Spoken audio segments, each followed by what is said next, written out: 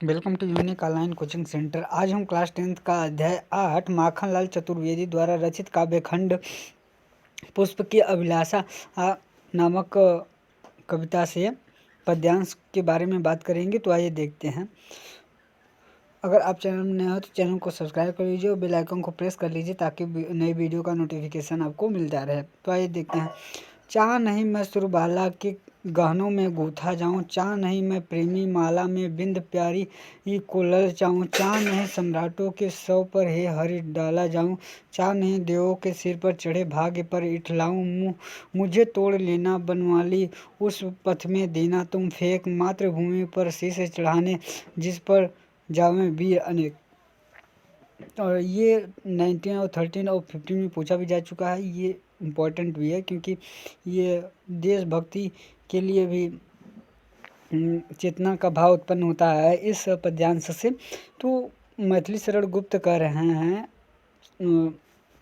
चाह नहीं मैं सुरबाला के गानों में गूथा चाहूँ, चाह नहीं प्रेमी माला के बिन प्यारी को ललचाऊँ, चाह नहीं सम्राटों के सौ पर हे हरि डाला जाऊँ, चाह नहीं देवों के सिर पर चढ़े भाग्य पर इठलाऊँ, मुझे तोड़ लेना बनमाली उस पथ में देना तुम फेंक, मातृभूमि पर शीश चढ़ाने जिस पर जावे वीर अनेक।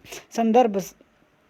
प्रस्तुत कविता हमारे पाठ्य पुस्तक हिंदी के काव्यखंड में संकलित माखनलाल चतुर्वेदी द्वारा रचित पुष्प की अभिलाषा शीर्षक कविता से अवतरित है। यह कविता चतुर्वेदी जी के युग चरण नामक काव्य संग्रह से संग्रहित है। इन पंक्तियों में कवि ने पुष्प के माध्यम से देश पर बलिदान होने का प्रेरणा दी है।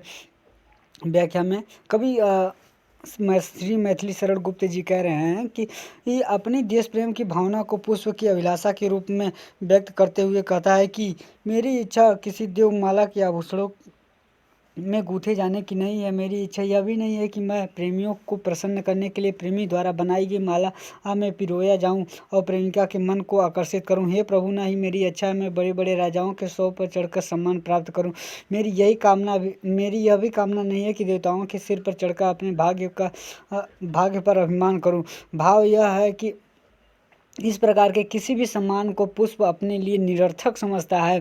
पुष्प उत्पन्न के माली से कहता है कि हे माली, तुम मुझे तोड़कर उस मार्ग में डाल देना जिस मार्ग से होकर अनेक राष्ट्र भक्त वीर मातृभूमि पर अपने प्राणों का बलिदान करने के लिए जा रहे हों।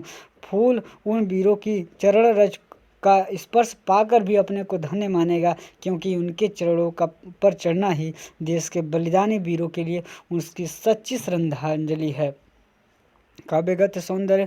कवि ने फूल के माध्यम से अपने देश प्रेम की भावना को व्यक्त किया है।